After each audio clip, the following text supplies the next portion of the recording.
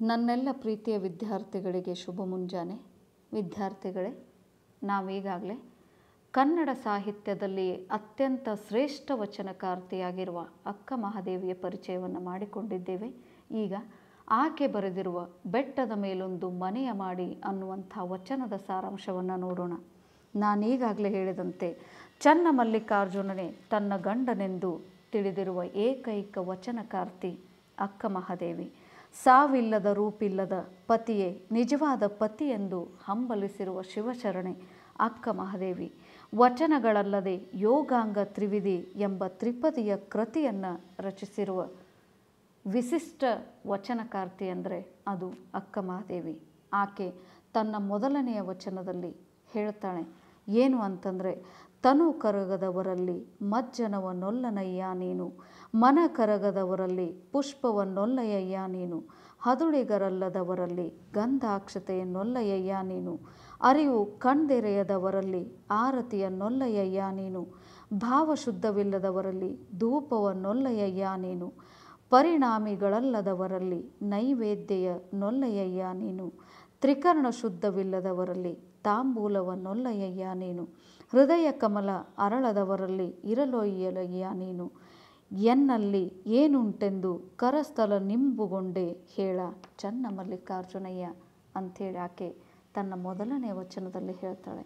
ಇದರರ್ಥ ಶಿವನ ಒಲುಮೆಯ ಪೂಜೆಯಲ್ಲಿ ಬಾಹ್ಯ ಉಪಚಾರದ ಜೊತೆಗೆ ಅಂತರಂಗದ ಪರಿಶುದ್ಧತೆ ಎನ್ನುವುದು ಅವಶ್ಯಕವಾದದ್ದು.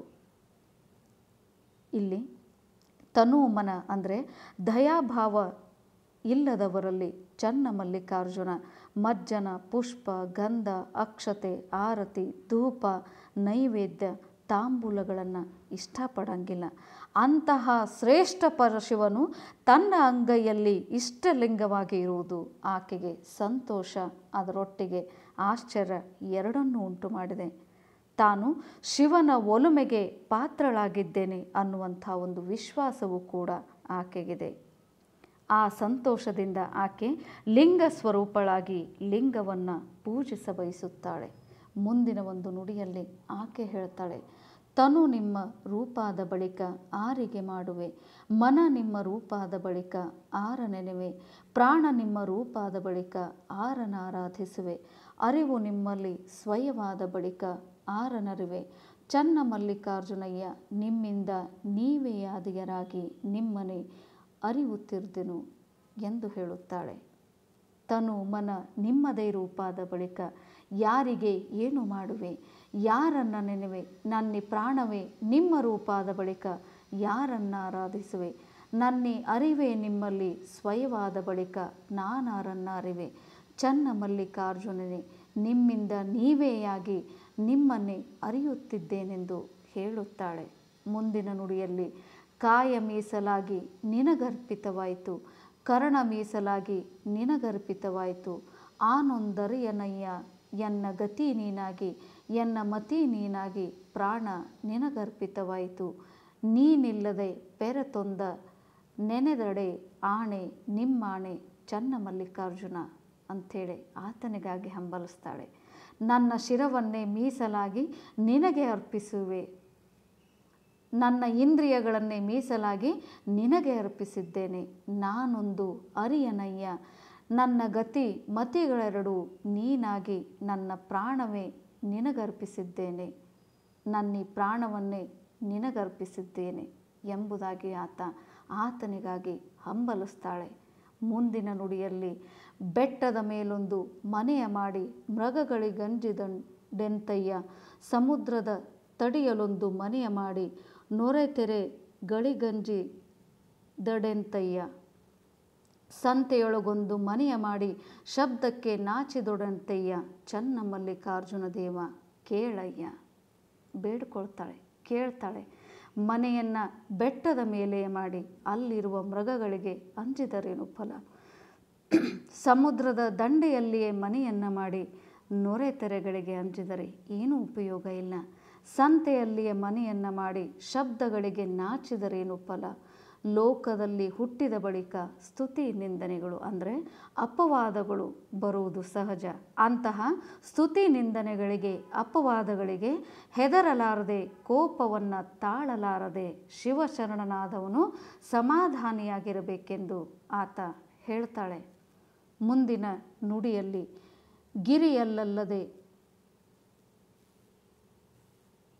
ಹುಲ್ಲು ಮುರಡೆಯಲ್ಲಾಡುವುದೇ ನವಿಲು, ಕೊಳಕಲ್ಲದೆ ಕಿರುವಳ್ಳ ಕಳಿಸುವುದೇ ಹಂಸೆ, ಮಾಮರ ತಳಿತಲ್ಲದೆ ಸರಗೈಯುವುದೇ ಕೋಗಿಲೆ, ಪರಿಮಳವಿಲ್ಲದೆ ಪುಷ್ಪ ಕಳಿಸುವುದೇ ಭ್ರಮರ, ಎನ್ನ ದೇವ ಚನ್ನ ಮಲ್ಲಿಕಾರ್ಜುನಂಗಲ್ಲದೆ ಅನಿಕೆಳಿಸುವುದೇ ಎನ್ನ ಮನ, ಕೇಳಿರೆ ಕೇಳದಿಯಾರಿರ.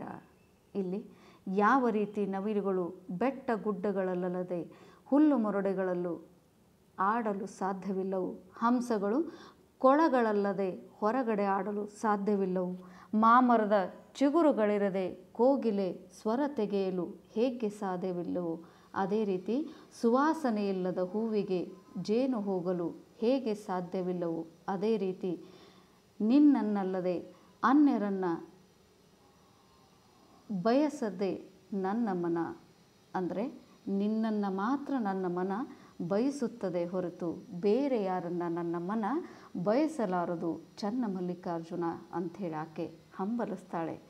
ಚಂದನವ ಕಡಿದು ಕೊರೆದು ತೇದಡೆ ನೊಂದೆನೆಂದು ಕಂಪ ಬಿಟ್ಟಿತೆ, ತಂದು ಸುವರ್ಣವ ಕಡಿದೊರೆದೆಡೆ ಬೆಂದು ಕಳಂಕ ಹಿಡಿಯುತ್ತೆ, ಸಂದು ಸಂದು ಕಡಿದ ಕಬ್ಬನ್ನು ತಂದು ಗಾಣದಲ್ಲಿಕ್ಕಿ ಅರೆದಡೆ ಬೆಂದು ಪಾಕಗುಡದೆ ಸಕ್ಕರೆಯಾಗಿ ನೊಂದನೆಂದು ಸಿಹಿಯ ಬಿಟ್ಟಿತೆ, ನಾ ಹಿಂದೆ ಮಾಡಿದ ಹೀನಂಗಳೆಲ್ಲವ ತಂದು ಮುಂದು ಹುಳಲು ನಿಮಗೆ ಹಾನಿ, ಎನ್ನ ತಂದೆ ಚನ್ನ ಮಲ್ಲಿಕಾರ್ಜುನಯ್ಯ ನೀ ಕೊಂದೆಡೆಯು ಶರಣೆಂಬುದು ಮಾಣೆ.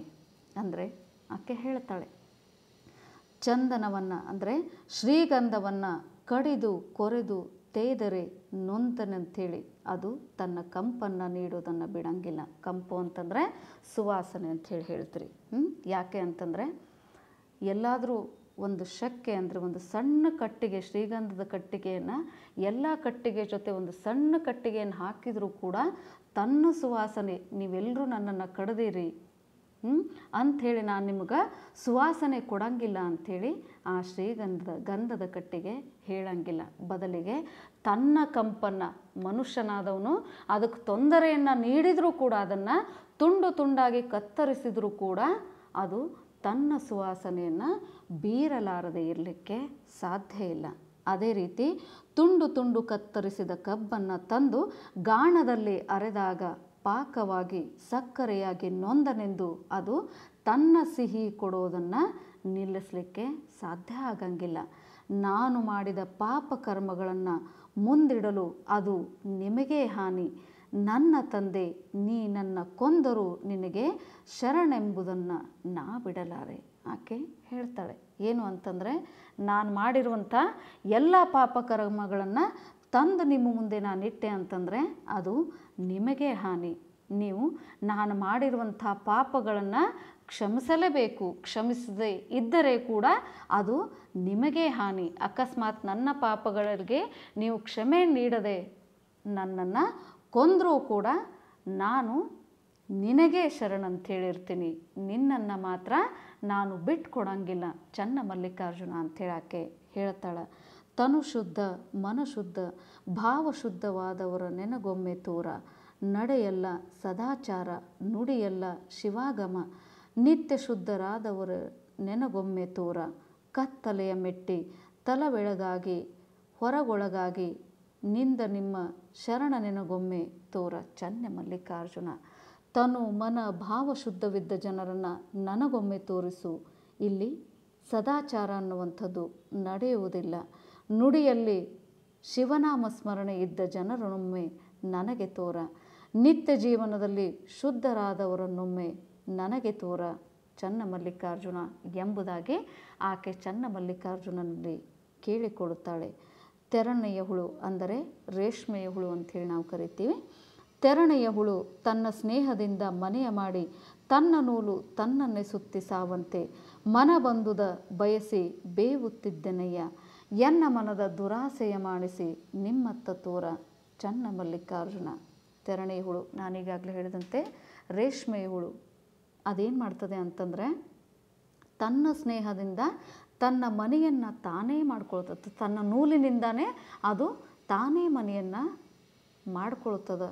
ಆದರೆ ಆ ನೂಲಿನೊಳಗಡೆ ಒಂದು ಗೂಡನ್ನು ಕಟ್ಟಿ ಆ ಗೂಡಿನಿಂದ ಹೊರಬರಲಾರದೆ ವಿಲವಿಲ ಒದ್ದಾಡಿ ಅದು ಸಾವನ್ನಪ್ತದೆ. ಅದೇ ರೀತಿ ನಾನು ನನ್ನ ಮನ ಬಂದುದನ್ನು ಬಯಸಿ ಬಯಸಿ ಬೇಯುತ್ತಿದ್ದೆನೆಯ, ನನ್ನ ಮನಸ್ಸಿನಲ್ಲಿರುವ ದುರಾಸೆಗಳನ್ನು ನೀನು ಹೋಗಲಾಡಿಸಿ ನಿಮ್ಮತ್ತ ತೋರ ಚನ್ನ ಮಲ್ಲಿಕಾರ್ಜುನ ಎಂದು ಆಕೆ ಚನ್ನ ಮಲ್ಲಿಕಾರ್ಜುನನ ಕುರಿತು ಬೇಡ್ಕೊಳ್ತಿದ್ದಾಳೆ. ಮರವಿದ್ದು ಫಲವೇನು ನೆರಳಿಲ್ಲದನ್ನಕ್ಕ, ಧನವಿದ್ದು ಫಲವೇನು ದಯವಿಲ್ಲದನ್ನಕ್ಕ, ಹಸುವಿದ್ದು ಫಲವೇನು ಹೈನನಿಲ್ಲದನ್ನಕ್ಕ, ರೂಪಿದ್ದು ಫಲವೇನು ಗುಣವಿಲ್ಲದನ್ನಕ್ಕ, ಅಗಲಿದ್ದು ಫಲವೇನು ಬಾಣವಿಲ್ಲದನ್ನಕ್ಕ, ನಾನಿದ್ದು ಫಲವೇನು ನಿಮ್ಮ ಜ್ಞಾನವಿಲ್ಲದನ್ನಕ್ಕ ಚನ್ನ ಮಲ್ಲಿಕಾರ್ಜುನ. ಮತ್ತೆ ಹೇಳ್ತಾಳೆ, ಮರವಿದ್ದು ಫಲವೇನು, ಅದರ ಅಡಿಯಲ್ಲಿ ನೆರಳಿಲ್ಲದಿದ್ದರೆ, ಹಣವಿದ್ದು ಫಲವೇನು ಮನುಷ್ಯನಿಗೆ ದಯವಿಲ್ಲದಿದ್ದರೆ, ಹಸುವಿದ್ದು ಫಲವೇನು ಮನೆಯಲ್ಲಿ ಹಯನಿಲ್ಲದಿದ್ದರೆ ಏನು ಉಪಯೋಗ. ಮನ ಬಂದುದ ಬಯಸಿ ಬಯಸಿ ನಾನು ಬೇಯುತ್ತಿದ್ದೇನೆ, ನನ್ನ ಮನಸ್ಸಿನಲ್ಲಿರುವ ದುರಾಸೆಯನ್ನು ಹೋಗಲಾಡಿಸಿ ನನ್ನನ್ನು ನಿಮ್ಮತ್ತ ತೋರ ಚನ್ನ ಮಲ್ಲಿಕಾರ್ಜುನ ಅಂತೇಳಕ್ಕೆ ಬೇಡ್ಕೊಳ್ತಾಳೆ. ಮುಂದುವರೆದು ತನ್ನ ಒಂದು ಕೊನೆಯ ವಚನದಲ್ಲಿ ಆಕೆ ಹೇಳ್ತಾಳೆ, ಹಾವಿನ ಹಲ್ಲ ಕಳೆದು ಹಾವನಾಡಿಸಬಲ್ಲಡೆ, ಹಾವಿನ ಸಂಗವೇ ಲೇಸು ಕಂಡಯ್ಯ, ಕಾಯದ ಸಂಗವ ವಿವರಿಸಬಲ್ಲಡೆ, ಕಾಯದ ಸಂಗವೇ ಲೇಸು ಕಂಡಯ್ಯ, ತಾಯಿ ರಕ್ಕಸಿಯಾದಂತೆ ಕಾಯ ವಿಕಾರವು ಚನ್ನ ಮಲ್ಲಿಕಾರ್ಜುನಯ್ಯ, ನೀನೊಲಿದವರು ಕಾಯಗೊಂಡಿದ್ದರೆನ ಬೇಡ. ಹೇಳ್ತಾಳೆ, ಹಾವಿನ ಹಲ್ಲನ್ನು ಕಡಿದು ಹಾವಾಡಿಸಲು ಹೇಗೆ ಸಾಧ್ಯವಿಲ್ಲವೋ ಅದೇ ರೀತಿ ನೀ ಎನ್ನ ಮನಸ್ಸಿನಲ್ಲಿರುವ ದುರಾಸೆಗಳೆಲ್ಲವನ್ನು ದೂರ ಮಾಡಿ ನನ್ನ ಅಂತರಂಗವನ್ನು ಪರಿಶುದ್ಧವನ್ನಾಗಿ ಮಾಡು ಎಂದು ಕೇಳಿಕೊಳ್ಳುತ್ತಾಳೆ. ತಟ್ಟೆ ಇದ್ದರೇನು ಫಲ, ನೈವೇದ್ಯವಿರದಿದ್ದರೆ ಏನು ಮಾಡುವುದು, ನಾನಿದ್ದು ಏನು ಫಲ, ನಿಮ್ಮ ಜ್ಞಾನವೇ ನನಗಿರದಿದ್ದರೆ ಚನ್ನ ಮಲ್ಲಿಕಾರ್ಜುನ ಅಂಥೇಳಿ ಕೇಳ್ಕೊಳ್ತಾಳೆ. ಅಲ್ಲದೆ ಆಕೆಯ ವಚನಗಳಲ್ಲಿ ಅಕ್ಕ ಮಹಾದೇವಿ ಪರಮಾತ್ಮನ ಒಲುಮೆಗೊಳಿಸುವ ಅನನ್ಯ ಹಂಬಲದ ಭಾವ ತೀವ್ರತೆಗಳನ್ನು ಆಕೆ ವ್ಯಕ್ತಪಡಿಸ್ತಾಳೆ. ಯಾವ ರೀತಿ ಆತ ಆಕೆಯೊಳಗೆ, ಆಕೆ ಆತನಲ್ಲಿ ಒಂದಾಗಿದ್ದಾರೆ ಅನ್ನುವಂಥ ವಿಚಾರಗಳನ್ನು ಹೇಳ್ತಾಳೆ. ಶಿವನ ಒಲುಮೆ ಅಂದರೆ ದೇವನೊಲುಮೆಯಿಂದ ಮಾತ್ರ ಅಂತರಂಗದ ಪರಿಶುದ್ಧತೆ ಎನ್ನುವಂಥದ್ದು ಸಾಧ್ಯ ಅನ್ನುವಂಥ ಮಾತನ್ನು ಹೇಳ್ತಾರೆ. ಈ ಒಂದು ವಚನ ಕನ್ನಡದ ವಚನ ಸಾಹಿತ್ಯದ ಅನನ್ಯ ಪ್ರಯೋಗ ಅಂಥೇಳಿಯೂ ಕೂಡ ಕರೆಸ್ಕೊಂಡಿದೆ. ಈ ರೀತಿಯಾಗಿ ಚನ್ನ ಮಲ್ಲಿಕಾರ್ಜುನನ ಕುರಿತು ತನ್ನ ಅನಿಸಿಕೆಗಳನ್ನು, ತನ್ನ ಒಂದು ಹಂಬಲಗಳನ್ನು ಆಕೆ ವ್ಯಕ್ತಪಡಿಸ್ತಾಳೆ. ಇದಿಷ್ಟು ಈ ಒಂದು ವಚನದ ಸಾರಾಂಶ. ಮುಂದಿನ ಒಂದು ಕ್ಲಾಸ್ನಲ್ಲಿ ಮತ್ತೊಂದು ಪಾಠವನ್ನು ಅಧ್ಯಯನ ಮಾಡೋಣ.